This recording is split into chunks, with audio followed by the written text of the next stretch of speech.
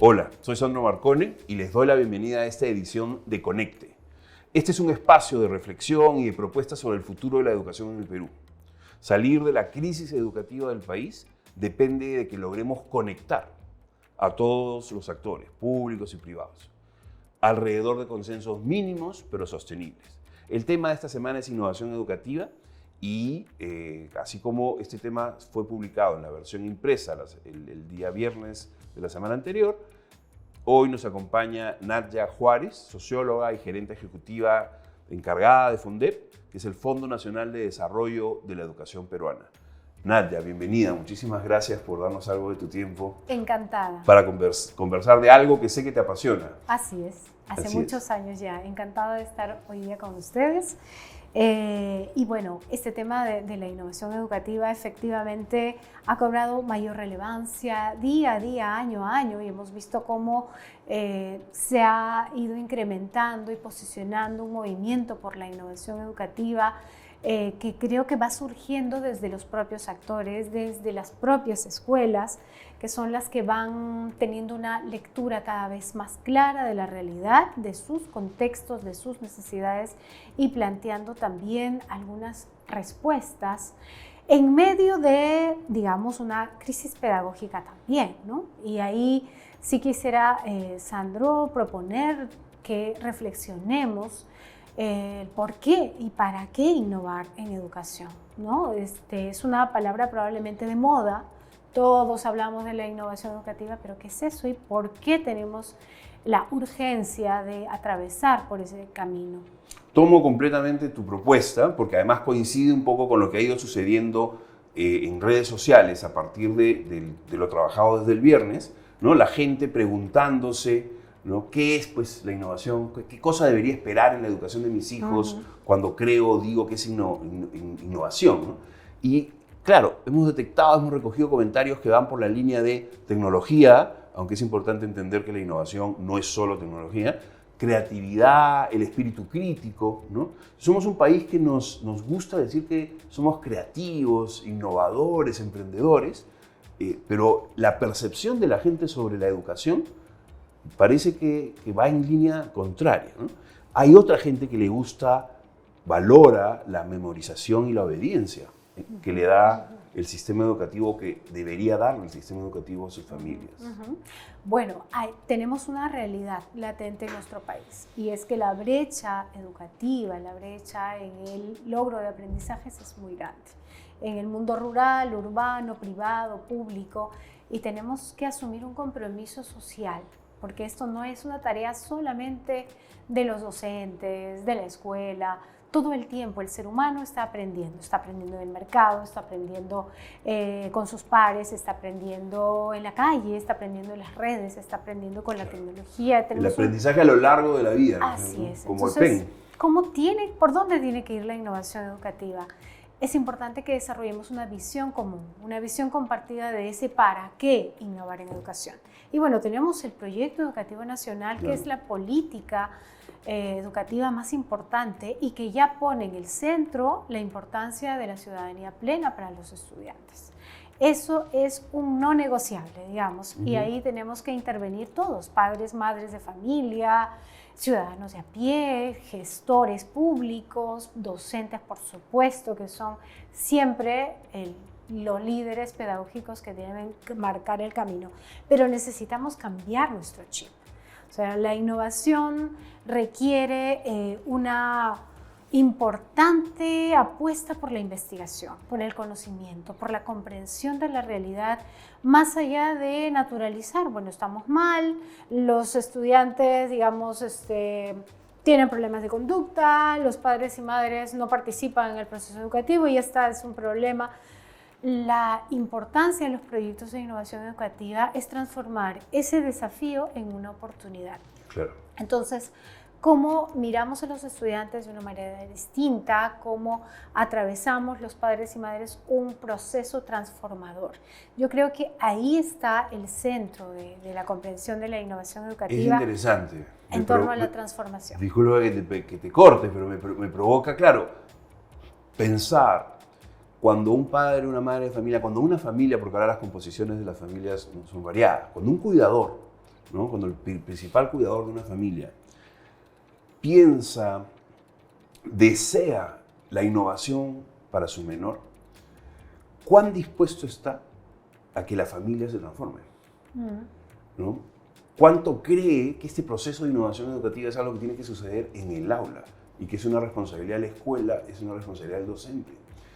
¿Cuán innovador puede ser él mismo y cuán innovadora puede ser su familia en función de los desafíos que vive el país?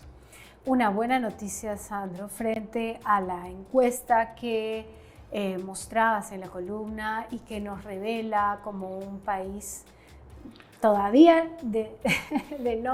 no somos innovadores, ¿no? Entonces, o por lo menos tenemos esa percepción. Una buena noticia es que desde la experiencia que tenemos en el FONDEP, el Fondo Nacional de Desarrollo de la Educación Peruana, hemos visto cómo ha crecido este movimiento por la innovación a nivel que en este momento tenemos más de 70.000 docentes inscritos en la red, que es una plataforma de docentes y aliados interesados en la innovación también, que están registrando constantemente, año a año, sus proyectos de innovación en esta plataforma, participando de un concurso nacional, lo que nos va dando una visión de que hay un incentivo y hay una decisión de muchos docentes. Hay una intencionalidad. Así es, de transformar las cosas, de cambiar las cosas y en ese proceso incluir a las escuelas, incluir a las familias, incluir a la comunidad local Claro. Que participa en un proceso transformador de educación que finalmente es un proceso transformador del ser humano. Y además entiendo que el FONDEP, relativamente reciente, empieza a financiar esos proyectos. O sea, ya no solo a reconocerlos y darles visibilidad, sino también ha obtenido un presupuesto que puede entregar a los proyectos ganadores. ¿Estoy en lo cierto? Son 2 años que el FONDEP, que es una apuesta finalmente del sector educación, es un recurso que viene del Ministerio de Educación, canalizado por FONDEP, y que nos ha permitido financiar ya más de 1.200 escuelas con proyectos en el ámbito rural y urbano, con un aproximado de 16.000 soles por escuela. Y esta es una apuesta por la autonomía también. Son claro. Las escuelas, son las comunidades educativas quienes tienen la respuesta o van avanzando, digamos, en las respuestas sobre los bienes y servicios que pueden mejorar las condiciones materiales, técnicas y políticas institucionales para poder innovar. Nosotros siempre nos planteamos las 3 dimensiones de viabilidad. Para innovar hay que poder hacer, que es todas esas condiciones materiales necesarias.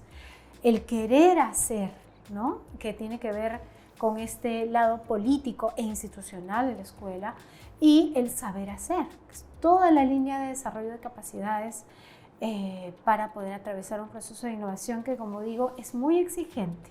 No es solamente tener la chispa de creatividad, ¿no es cierto? Claro. Y ya está. Hay que atravesar un proceso de transformación y de exigencia, que es un constante.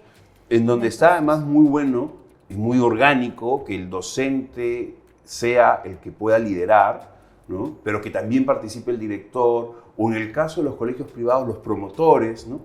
Creo que es interesante lo que, digamos, esto que está trabajando el FONDEP en términos de, por ejemplo, la autonomía de la institución educativa, ¿no? Porque a veces hay una carga romántica pensando en lo que el docente puede hacer en el aula, pero sea lo bueno que pueda hacer el docente en el aula, si eso no se institucionaliza, si no es la institución educativa, ¿no? Público-privada, la que puede absorber estos procesos transformadores, ¿no? Y es hermoso ver cómo el docente puede ser un articulador de esos distintos actores. Hemos visto proyectos que incorporan el capital cultural y natural, ¿no? Incluyendo a los líderes comunales, incluyendo a las familias en el proceso, incluyendo a los estudiantes en primer lugar. Es posible hacerlo y sí creo que los docentes son los llamados a ese rol motivador, inspirador, articulador, proyectos que convierten, por ejemplo, lagunas en plataformas pedagógicas, la naturaleza y la concepción de la naturaleza con la que convivimos e interactuamos todos. transformando en los estudiantes también una cultura ambiental. Por supuesto, la tecnología, que ha ido también tomando un rol protagónico en torno a cómo aprendemos mejor, más rápido, Claro.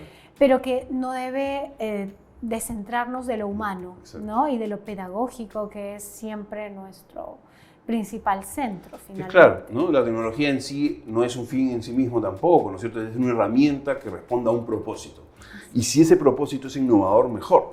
Pero interesante además que por intuición, ¿no? Hemos coincidido, ¿no? Tú como un experto, yo solo como un metiche, ¿no? En que, claro, la innovación no es simplemente hacer cosas nuevas, ¿no?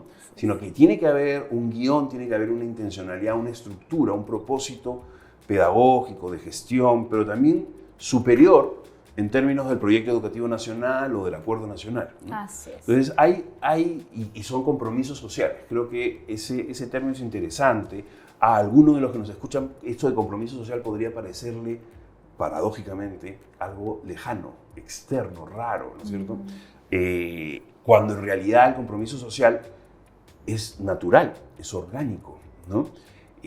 Y es una de las cosas que quería comentarte y saber qué opinabas sobre esa mirada de lo rural, el desarrollo de lo rural. Detrás de esa etiqueta de rural hay tanta diversidad.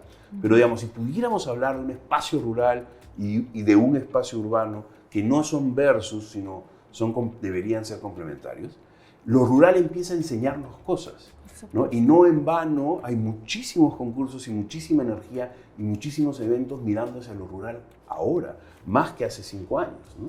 Además de lo que hace el FONDEP, que incluye rural y urbano, pero un foco en lo rural, están las buenas prácticas del propio Ministerio de Educación, Conectarse para Crecer de Movistar, Soluciones para el Futuro de Samsung, lo de Es Hoy con Ruralia, sé que la Católica y el CIE también, digamos, yo creo que empiezan a haber innumerables ejemplos de que no se trata de urbanizar lo rural, sino que podemos aprender de lo rural. Así es, así es. Es un espacio donde confluyen las distintas necesidades. En lo rural no se separa la salud de la educación, de la nutrición, de los servicios básicos, ¿no? Es un espacio de confluencia. Claro. Y es un espacio muy creativo también, porque la lectura de lo que está ocurriendo en el territorio no está exento de lo que está ocurriendo en el aula, claro, y de lo que debe ocurrir en la escuela. Claro. Los padres, madres están muchas veces en el campo, y desde el campo hay saberes que pueden incluirse en el proceso educativo, porque digamos es lo cotidiano, es el día a día.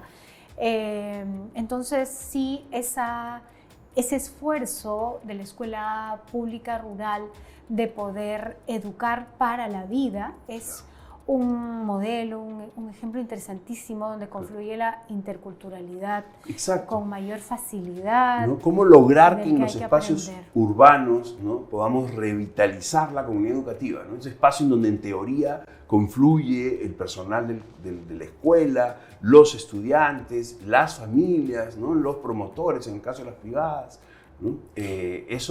¿Cómo hacer que eso funcione? Y en tiempos de pandemia lo hemos vivido. De Exacto. Pronto todos teníamos que ver algo con la educación en cualquier espacio, ¿no? Entonces fue también una oportunidad donde los padres y madres tenían que plantearse: ¿y ahora qué está haciendo mi niño y por qué lo está haciendo? Claro. Digamos, el trabajo más abstracto en temas de ciencias ha sido también, o matemática, para muchos padres un tremendo reto.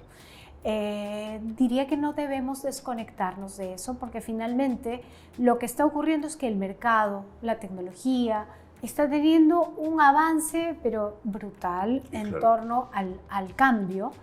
Y la escuela y las instituciones están como muy despacio.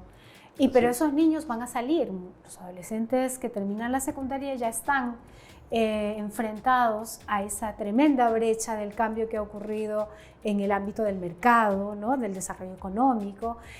Y la escuela que más bien va con esos pasos como más lentos, más pausados. Necesitamos acelerar ese proceso de transformación y de cambio para que los chicos, los niños, niñas, adolescentes tengan mejores oportunidades. Tengan un mejor futuro. Así es.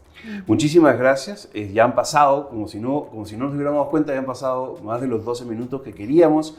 Hay muchísimo por conversar, Nadia. Seguramente encontraremos un espacio en las próximas semanas para volver a este tema o a algunos de los otros que hemos rasguñado nomás, pero que serían interesantes, ¿no? Recuerden que los viernes, cada una semana sí, una semana no, sale la columna. La columna es acompañada de un video exploratorio, explicativo, profundizador, y luego, pues como hoy, tenemos a un experto, una experta, que nos ayude a matizar lo que hemos conversado. Creo que una gran conclusión para los que nos están viendo, ¿no?, es que este asunto de innovar no tiene que ver tanto con hacer cosas nuevas, que no es solo algo que sucede en la escuela, y que además debería haber en la diversidad y en lo heterogéneo, debería haber un valor. Así como en el espacio culinario, ¿no?, en donde la gastronomía lo que hace es juntar, mezclar, amalgamar bien tantos ingredientes, algo así debería pasar con nosotros. Muchísimas gracias, Nadia, y gracias a ustedes por vernos, escucharnos de manera asíncrona o asíncrona.